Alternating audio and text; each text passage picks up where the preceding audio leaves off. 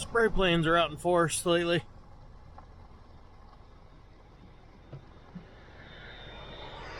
And up he goes.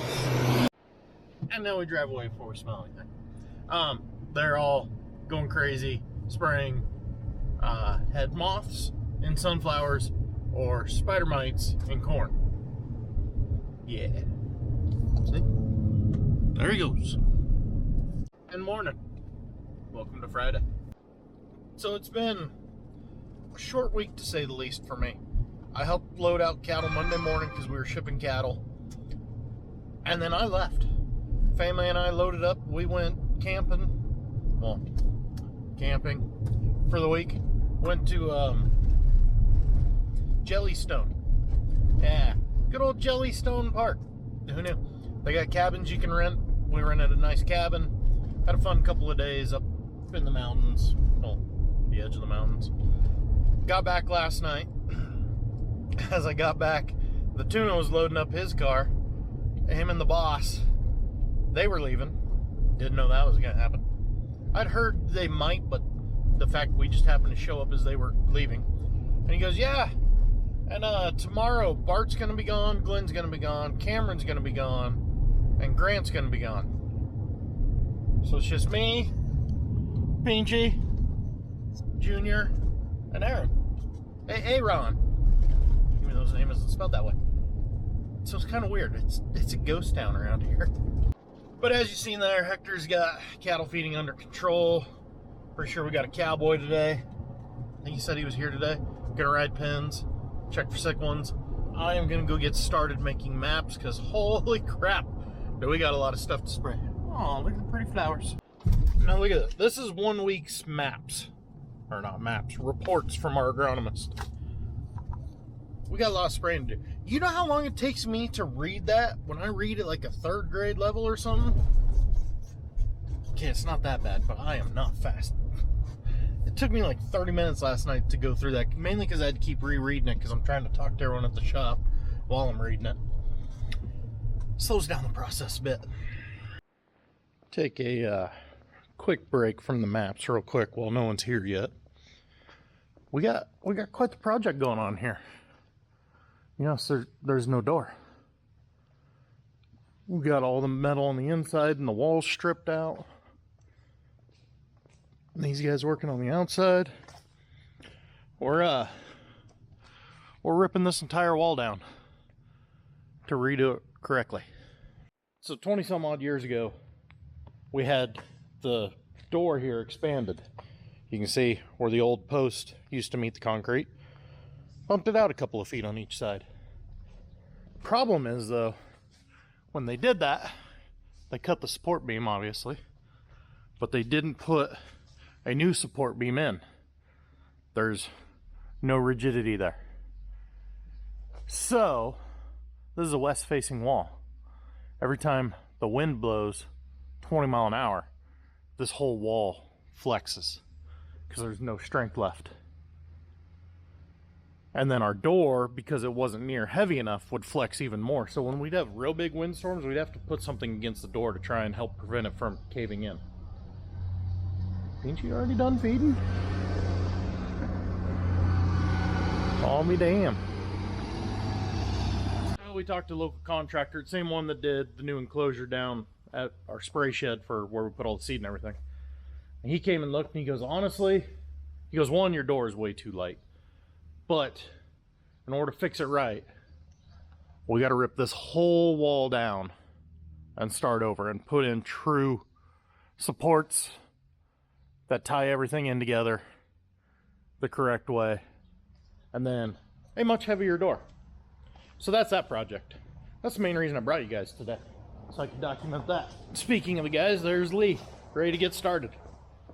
Went to school with one of the guys working on it. So we'll see how far they get today. I'm thinking by the end of the day, all that sheet iron's gonna be gone. It's just gonna be wide open. But since we've been prepping for that, and I was gone, so I missed a lot of it. Cameron bullied Bart enough toward, look at that, we got rid of all the scrap iron. That's why Bart's gone today. He's hauling it up to get a better price up at Pueblo. 2-hour drive for a much better price. Not a big deal. Spray maps are all turned in. I think a good chunk of it might actually get sprayed today, so that'd be nice. Now, we got water turning on a couple of farms later today. I'm going to go double check sprinklers, get them moved to field edges so they're ready to go, and then go check on our painting crew. So like this guy right here, I'm going to back him up about 100 yards to the south there to get to the edge of the corn and hay, and then I'll bring it across the corn with the water, leave the hay unirrigated so we can swath it. And from just looking through the pivot straight through the next one over, it's going to be the same thing. I need to bump it back to the south a little ways up against the hay and then bring it. Wow, that edge is burnt. Did you guys see that? I didn't see that. I think we're just imagining things. There's no way that corn was that dry right there. Nope. Didn't happen. Figment of our imagination. Old toothpick, man. He's just kind of a painting machine as of late. Basically, your fences, you need a coat of paint on them every couple of years, and unfortunately for Kane, he's old enough to paint. I think he's just happy to have a job, so it's a win-win situation. It's a win-win situation. All right, Hector and Aaron are going to start on the fence project. I'll go fill you in on that here after a little bit. First, though, I got to get pictures and measurements of these two guys.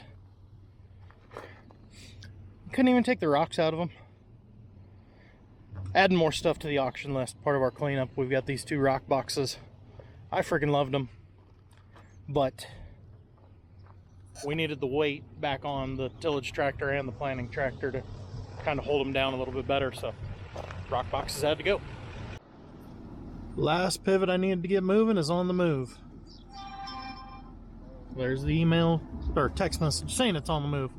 So we get that back over here to the sunflowers. Sunflowers really need some more water, and that hay just needs swath. I'm on the warpath when it comes to hay. Tuna's already called. Why are you moving this pivot? Why are you moving that one? I go, because we are swathing all this hay. Let's just cut it off. A lot of it's blooming. You look across there, a lot of that's blooming, so it ain't gonna do much if it comes back at all from the irrigation. So I'd rather, our forecast is calling for 100 degrees basically for the next 2 weeks. We are going to get hot and dry. I want to pour the water onto the corn and flowers and start swathing the hay. I did not like that forecast when it came through this morning. Ugh, that is way too hot and dry for this time of year. We need the monsoon to kick in badly. Makes me nervous. We got planes dancing. So we got one company right here, the other company right there. They're having to kind of bank and turn over and under each other. It's a little sketchy to watch. Ah, yeah, beautiful. Other project I'm working on, kind of when I have time and remember to, it's going through all of our equipment. Our insurance company, when we met with them, we got looking at our equipment list, and it was getting fairly outdated, and they want an estimated value for each piece of equipment, but they break it down. You know, you got your tractor, you got your GPS receiver, additional monitors. They want all that stuff. So I've been going through, writing down what tech we have on what piece of equipment to get that, to add that all to the list. It's one of those things that's been put off for several years. And I was talking to her there at that meeting. We're like, okay, we need to put a little time and effort into updating this. So I got a little bit of time this morning. It's almost 11. I can at least go get started on it. And then we'll see what the afternoon brings us. It's 2 o'clock. I took the wee man shopping to go get materials he needs for his 4-H project. He's trying to light up a light bulb using a potato. So we had to go buy the supplies and get all that documented so he can get started on that tomorrow, hopefully with me. But I just got a phone call from the Tuna, because even when he's gone, he won't leave me alone. The guy who buys all of our dairy hay is here today. I got to meet with him at some point. I hung up the phone. I'm like, so am I supposed to negotiate with this guy, or what does all this mean? So, anywho, got that to look forward to, I guess. I think they're starting to burn off wheat fields. I really hope that's what that smoke is. That's about 10 miles west of here, though. So, checking hay. That feels crunch. I'll put you guys up here so I can actually use both hands and do the thread.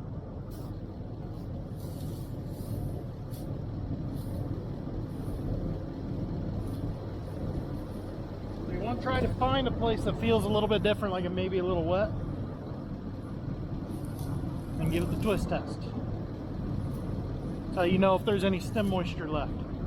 These stems, if there's any moisture in them, they're actually really, hold it in front of the friggin' camera. If there's any moisture left, these stems are really strong.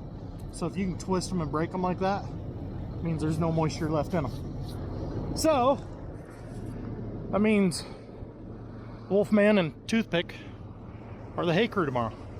We got stuff to do. I still haven't thought of a better nickname than Toothpick, so Kane's probably gonna be Toothpick going forward. Right now, him, Pinchy, and Chin, everyone's got nicknames. Aaron and Hector, or Hector and Aaron, they are welding on some Corels. I'll take you by there to show you that later.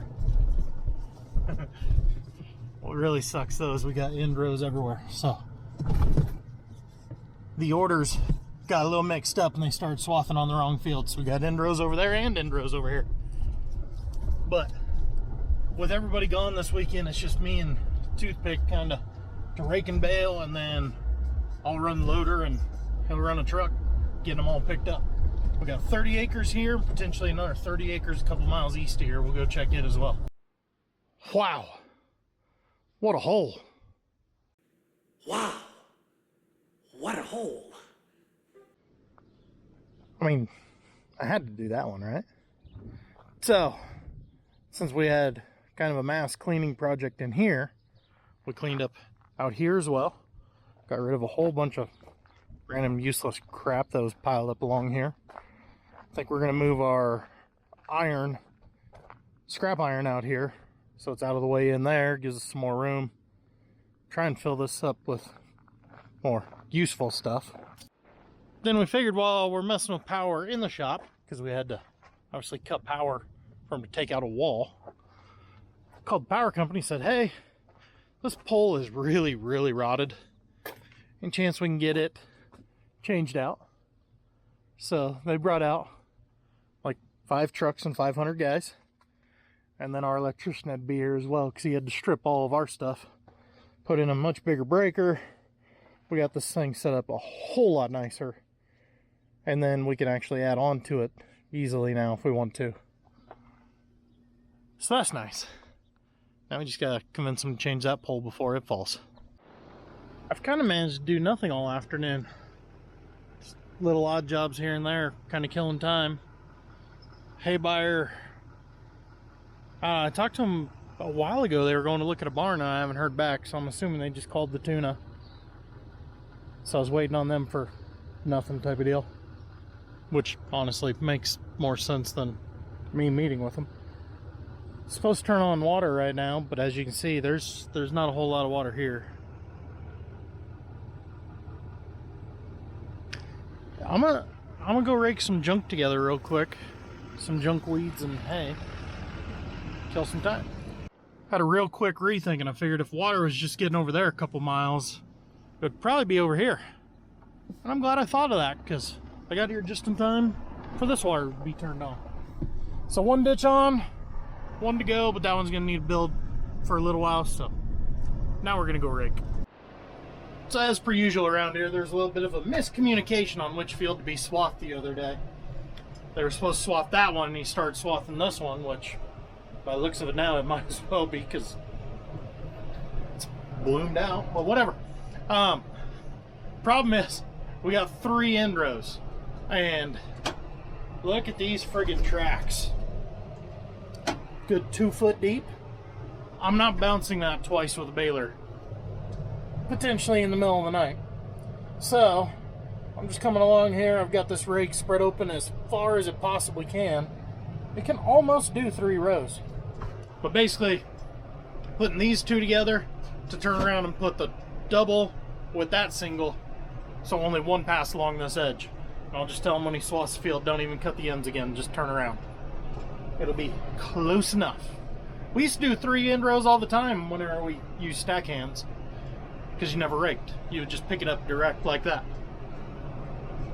Anywho, I'm gonna sit here and bounce back and forth. That project's done. Just got off the phone with ditch rider. We're joking back and forth. We're just gonna wait till morning, turn that other ditch on. It doesn't matter. He goes, you can turn it on now. It should have water, enough water for it here in the next couple hours. And I go, well, if you don't care, I don't care. We can just wait till morning when we gotta turn the other one on too. So that's the plan. Just turn it on in the morning when we gotta turn the other one on. Well, the dynamic duo of mother and daughter have county archery shoot tonight. My wife's the instructor, my daughter's one of the participants. So I need my pickup, so we get the mommy mobile. Don't worry though, we got the important stuff. Tally ho! Here's the last pivot I was needing to move over to the edge of the corn to be ready for water. As you can see, this hay that it's in, it needs swath, not irrigated. So, I was trying to send it up the hill, which is the way it was going when it was running wet and ran out of water. Well, because these tracks are so deep, it's got mud that it was pushing out in front of it when it was running. When you shut it off, that mud kind of hardens and slicks over, and it's hard for these sprinklers to get started. So popped an alignment fault right away, which kind of to be expected. My first thought was I'm just going to back it up and then send it again, so it's kind of on the move and can hopefully climb the hill. But I can tell the end tower is in a hole because it's sitting crooked. And then tower number 4 in there, which I think is about where I'm pointing, the tires are slicked over with mud, so it is buried. So my hope is, since I've backed it up a ways, I can turn the water on tomorrow when we get water and kind of put on, I don't know, a ½ inch or so to just get it to kind of climb that little ridge that it built. And once it gets going, it'll be fine. I can run it at 100% over to the corn, but it's going to take a little bit to get it up and over that mud wall it has. And that might require the little loader and some chains. God, we need to do more gravel. Sorry, if you're new here, we put gravel or sand in our tracks in the winter when we can. We bought a new one, a new track filler. Sorry, kind of skipping over a lot of details there. We bought a new track filler to hopefully be a lot more efficient doing it this winter, because we haven't done hardly any the last couple years, and it's a problem, a real problem. And we'll just put the bale on there. It'll be fine. And only one of 3 side-by-sides work. Side-by-sides. Okay. Just put it on the trailer. When only one of your 3 side-by-sides are functional, you just work with what you got. I thought about just proving a point to Kayla and throwing the bale in the back of the Yukon to be like, see, you can haul hay with the Yukon. I don't feel like getting a divorce today, so we're just gonna let that idea go. Just like that, the hay burners are fed for the night. And if you don't call your horses hay burners, you're just lying to yourself. So here is the project they were working on all afternoon, adding the 2 rails to replace the 2 cables. The cattle like to rub on them bottom cables. They snap, cattle get out. It's a mess. So Pinchy, Chin, and Toothpick, Hector, Aaron, and Kane, I didn't forget his name, you forgot his name, put those all together, and then they're going to do the same thing over here, starting on Monday. And speaking of Toothpick, you did a damn good job, buddy. You piled that manure like a champ. That cow's staring at a pheasant. But 2, if you don't want me and Pinchy to make fun of you when you are done, you did a great job of shutting those gates so cattle can't go out yonders. You forgot to shut this one for the pen. Hector sent me a Snapchat 20 minutes ago. Half the pen was in the alley having a blast. See, you want us to not make fun of you. You can't make the simple mistakes. I don't care if it's like day 4. We're gonna make fun of you. That's how this works. I'm kidding. You shut the gates that truly matter, because the cattle didn't get out. You just need to make sure you shut the pen gate too. It's a little helpful. Just a little. Alright guys, much like these cattle, I'm ready to call it a day. Go lay down, take a nap. According to the weather apps, it's going to be time to bail about 10 o'clock tonight. And I promised Toothpick's dad I wouldn't make them bring him over in the middle of the night. So I'm my own raking and baling crew for the night part. He can help in the morning, but I promised his dad I wouldn't make him come tonight so they don't have to get up and bring him over. Either way, guys, I'm going home. Catch you in the next one.